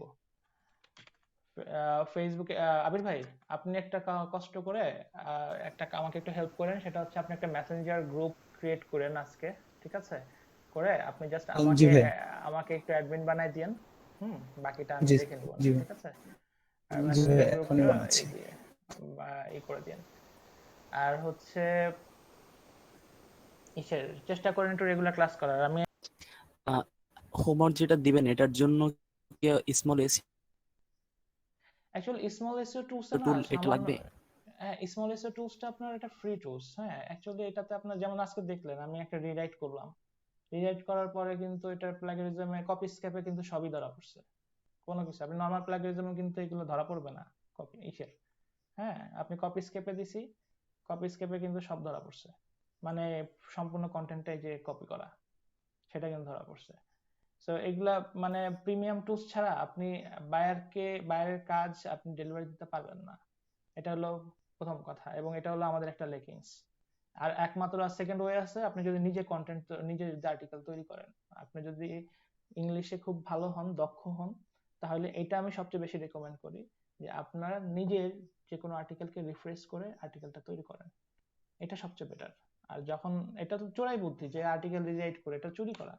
আরেকজনের আর্টিকেল নিয়ে, কনসেপ্ট নিয়ে আমি আর্টিকেল বানাইলাম। তো ভাইয়া আপনি যে ইমেল দিয়ে বললেন এটা কিভাবে দিব? চ্যাট বক্সে লিখে দিব আর কি কি কেউ কি সম্পর্ক করবে? এটা কি ইমেল চ্যাট অ্যাড্রেস বক্সে? দিতে বললেন আপনি? ইমেল অ্যাকাউন্ট না, আপনার ইমেল অ্যাকাউন্ট তো দেওয়া আছে। ও ভালো কথা, জি। আরেকজন আছে মিতু খুব সম্ভবত, আপনি আপনার ইউনিভার্সিটির ইমেল অ্যাড্রেস দিচ্ছেন, আপনি একটা জিমেল অ্যাকাউন্টের ইমেল অ্যাড্রেস দেন। জি ভাই, সরি, সরি ভাইয়া, কি বলে? আপনি কি ইউনিভার্সিটির মানে দিচ্ছেন কোনো ইমেল অ্যাড্রেস দিচ্ছেন? University email address. হ্যাঁ, ইউনিভার্সিটির ওইটা দিলে হবে না, আপনি জিমেল অ্যাড্রেসটা আমাকে এখন একটু চ্যাট বক্সে দেন, আমি ওটা এখানে এডিট করে নিচ্ছি। ভাই আমাদের আজকে আজকে আজকে মানে গত ক্লাস করেন নাই, আজকে ক্লাসে জয়েন করছেন কে কে?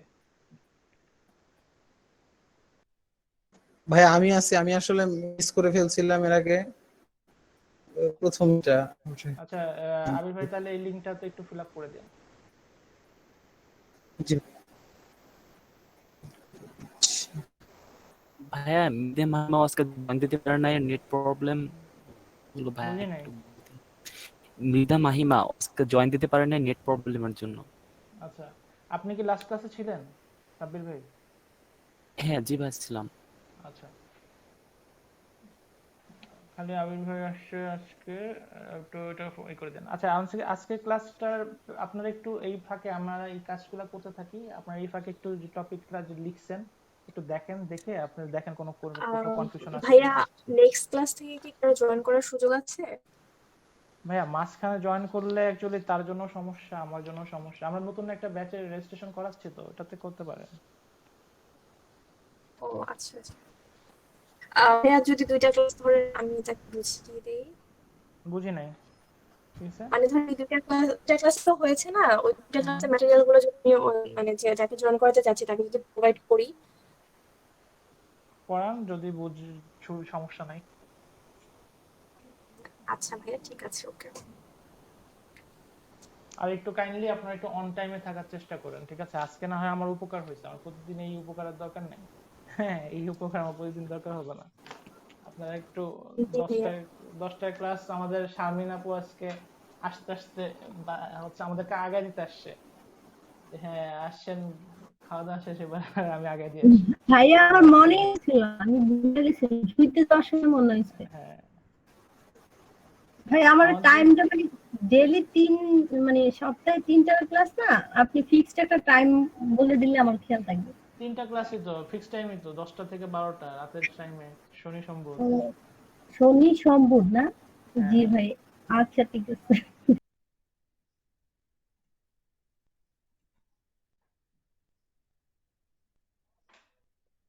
আচ্ছা, আমি রোল আর ইমেল অ্যাড্রেসটা দিয়ে দিব একটা এক্সেল শিটটা আমি ইসে দিয়ে দিব, ওই কি বলে, হোমওয়ার্কের একটা পোস্ট করব যেটা, ওখানে দিয়ে দিব। ওখান থেকে আপনারা টপিকটা কালেক্ট করবেন, কালেক্ট করে তারপর আপনাদের আমি যেভাবে দেখাই দিয়েছিলাম লাস্ট ভিডিওতে হোমওয়ার্ক কিভাবে জমা দিতে হবে, ঠিক সেভাবে ওটা করে জমা দিয়ে দিবেন ফ্রাইডে নাইটের মধ্যে। শনিবারে, সর্বোচ্চ শনিবার সকাল, শনিবারে সন্ধ্যার সময় আবার কেউ কষ্ট করে দয়া করে বলেন না যে ভাই করতে পারিনি। টপিকটা হচ্ছে, আমি আবারও বলি, আপনাদেরকে যে টপিকটা দিচ্ছি আমি একটু হালকা ব্রিফ করে দিই। সেটা হচ্ছে আমেরিকান স্পোর্টসের মধ্যে পড়ে সবচেয়ে পপুলার ওখানকার একটা উইন্টার গেম, সেটা হচ্ছে ন্যাশনাল ফুটবল লিগ, যেটা সামনে মাসের থেকে শুরু হতে যাচ্ছে, সামনের মাসের না পরের মাস থেকে ফাইনালি শুরু হবে, সামনে ওই থেকে শুরু হতে যাচ্ছে। সো এই প্রত্যেকটা ইসে টোটাল 32টা টিম আছে, 32টা না 24টা টিম আছে, যাই হোক এর মধ্যে যে কটা টিম আছে, এই টিমগুলার আমি প্রত্যেকের এক একটা করে সিরিয়াল করে দিব। আপনারা যখন আর্টিকেল লিখবেন, আর্টিকেলটা 600 ওয়ার্ডের হবে, এবং এর মধ্যে যে জিনিসগুলো থাকতে হবে সেটা আমি বলে দিই, একটু নোট ডাউন করবেন। প্রথমত, টিমের বর্তমান অবস্থা বা টিমের একটু প্রিভিয়াস, মানে টিম নিয়ে একটা ইন্ট্রোডাকশন দিবেন। অ্যাকচুয়ালি টিমটা কবে বা কিভাবে এটা তৈরি হয়েছে বা কার মাধ্যমে তৈরি হয়েছে, এরকম যদি দিতে পারেন ছোট একটা ইন্ট্রোডাকশন দিবেন।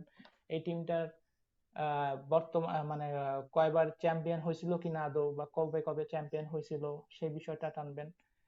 এবং অনেক বেশি ডেট টানবেন না, তাহলে কিন্তু কোনো ক্রিয়েটিভ টপিক থাকে না, তাহলে সব চলে আসে কপি পেস্ট টপিক। আমাদের ক্রিয়েটিভ টপিক দরকার। এবং ওইটার ওই টিমটার এবার ড্রাফটিং, যেহেতু এটা ন্যাশনাল লিগ, লিগ খেলায় আমরা জানি যে প্রত্যেকটা বিভিন্ন স্টারদেরকে ড্রাফটে নেওয়া হয়, নিলামে নেওয়া হয়। সো এই ড্রাফটের একটা সামারাইজ করবেন, যে প্রতিটা টিমের ড্রাফটিং এর সামারাইজ করবেন। সামারাইজ করে সেই তারপর এই এই এই সিজনে ওই পুরা পুরা লিগ স্ট্রাকচারে এই সিজনে টিমের অবস্থানটা কেমন, এটার একটা ছোটখাটো প্রেডিকশন করবেন। প্রেডিকশন করে এই টিমটার কাদের কাদের সাথে কবে কবে খেলা আছে একটা ছোট্ট স্কেজুয়াল করবেন, যে এক লাইনে ধরেন ক টিম নিয়ে আপনি কাজ করতেছেন, ক এর সাথে খ এর খেলা আছে অমুক সিজনে, অমুক উইকে বা অমুক রাউন্ডে, খ এর খেলা আছে অমুক রাউন্ডে অমুক ডেটে। এভাবে এইটাতে আপনার কিন্তু অনেকটা কভার হয়ে যাবে একটা ইসের। সো এটা হচ্ছে এই স্কেজুয়ালটা দিয়ে আপনার মানে আর্টিকেল 600 ওয়ার্ডের মধ্যে অ্যারাউন্ড 200-300 ওয়ার্ড আপনার কভার হয়ে যাবে। বুঝতে পারছেন? এই জিনিসগুলো এইটা দিয়ে টোটালি 600 ওয়ার্ডের, আপনি যদি আরো বেশি করেন এটা আপনার উপর, 600 ওয়ার্ডের একটা করবেন। হ্যাঁ আপু নেন, লিভ নেন, সমস্যা নেই, সালমা আপু লিভ নিতে পারেন। তো একটা আর্টিকেল তৈরি করবেন। আমি কি এই কনসেপ্টটা ক্লিয়ার করতে পারছি? এটা লিখবো কোথায়? বুঝি নাই। লিখবো কোথায়? মাইক্রোসফট ওয়ার্ডে লিখবো নাকি আপনারা অন্য কোথাও লিখবো? ওয়ার্ডে লিখবেন, ওয়ার্ডের ফাইলে লিখে ওই ফাইলটা আপনি ওই ড্রাইভে আপলোড করবেন। এটা কিভাবে করবেন আমি লাস্ট ক্লাসের ভিডিওটা দেখলে বুঝতে পারবেন, দেখাই দিয়েছি। ভাইয়া ডক ফাইল দেবো না পিডিএফ ফাইল দেবো? আপনি ডক ফাইল দিবেন। ডক ভাইয়া আমরা কি কোনো কালার ইউজ করতে পারবো? কিচ্ছু করা লাগবে না, আপনারা খালি লিখবেন এবং রেফারেন্স লিংক দিতে পারেন। আপনাদের আর্টিকেলের আমরা আমাদের লাইভ প্রজেকশনে যেটা করব, এই আর্টিকেলগুলো আপনারা লিখবেন, লেখার পরে কালকে মানে নেক্সট ক্লাসে এররগুলো আমরা দেখব কি কি আছে। আমাদের নেক্সট ক্লাসে থাকবে এটার উপরে, এররগুলো দেখব কি কি আছে। তারপর এটাকে আমরা পোস্ট করব একটা সাইটে, আমাদের একটা সাইটে পোস্ট করব। পোস্ট করার পরে আমাদের আর্টিকেলের মোটামুটি কাজ শেষ হয়ে যাবে। তারপর আমাদের সেকেন্ড স্টেপে যেটা, আমরা যখন এসইও দেখব সার্চ ইঞ্জিনে, তখন আবার এই আর্টিকেল যে পোস্ট করলাম এই আর্টিকেলগুলোরে আবার আমরা এসইও করব, মার্কেটিং করব। বুঝতে পারছেন আপনার এই আর্টিকেলগুলো নিয়ে? এবং এই জিনিসটা হবে, আমরা ছোটবেলায় পড়তাম না যে প্রথম প্যারা মুখস্থ করতাম, পরে দ্বিতীয় প্যারা করতাম, পরে আবার প্রথম প্যারা দ্বিতীয় প্যারা একসাথে মুখস্থ করতাম। আমাদের কাজগুলো হবে এরকম যে আমরা প্রথম একটা টাস্ক করব, টাস্ক করার পর ওটা রেখে ওটা কমপ্লিট হলে সেকেন্ড টাস্ক করব, সেকেন্ড টাস্কটা কমপ্লিট হলে প্রথম টাস্ক সেকেন্ড টাস্ক একসাথে আবার করব।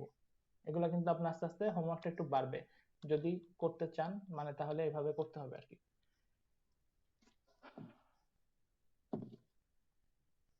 আর এই যে টিমগুলা বলবো, এই টিমের প্রত্যেকেরই ইন্ডিভিজুয়াল ওয়েবসাইট আছে, ইনফরমেশন সব ওখান থেকে পেয়ে যাবেন, ঠিক আছে? আর আরেকটা বিষয়, এই আর্টিকেল গুলা করার পরে আমাদের আরেকটা লাইভ প্রজেক্ট আমি করতে চাই। এটা হবে আপনার জুলাই আগস্ট, এটা জুলাই আগস্ট সেপ্টেম্বর। যদি আপনারা সবাই যে কয়জন থাকেন, সবাই থাকবেন না আমি জানি, যে কয়জন থাকেন জুলাই আগস্ট বা সেপ্টেম্বরে, আগস্ট সেপ্টেম্বরে করব, অ্যাডসেন্সের জন্য একটা সাইট বানাবো যেখানে আমি সবার কন্ট্রিবিউশন এক্সপেক্ট করতেছি। সবাই কন্ট্রিবিউশন মানে কন্টেন্ট দিয়ে কন্ট্রিবিউশন, মার্কেটিং দিয়ে কন্ট্রিবিউশন। আমাদের টার্গেট থাকবে যে ওইটা একটা ডেমো সাইট থাকবে, যে সাইটে আমরা অ্যাডসেন্স অ্যাপ্রুভাল করাবো। এরকম একটা ডেমো চ্যানেল থাকবে, ইউটিউবের চ্যানেল থাকবে, যেটাতে আমরা চেষ্টা করব একটা অ্যাডসেন্স করার আগে। আমাদের ফার্স্ট টার্গেট থাকবে হচ্ছে ওয়েবসাইট দিয়ে, ওয়েবসাইটটা আমরা অ্যাডসেন্স অ্যাপ্রুভ করাবো, ঠিক আছে? সো এখানে আমরা অনেক কিছু জিনিস লাইভ কাজ করে দেখতে পারবো এবং কনফিডেন্সটা গ্রো করবে আশা করি এতে। এই ছিল আজকে আমার বলার মতো কিছু, আপনারা আর বাকিগুলো পেয়ে যাবেন, ঠিক আছে?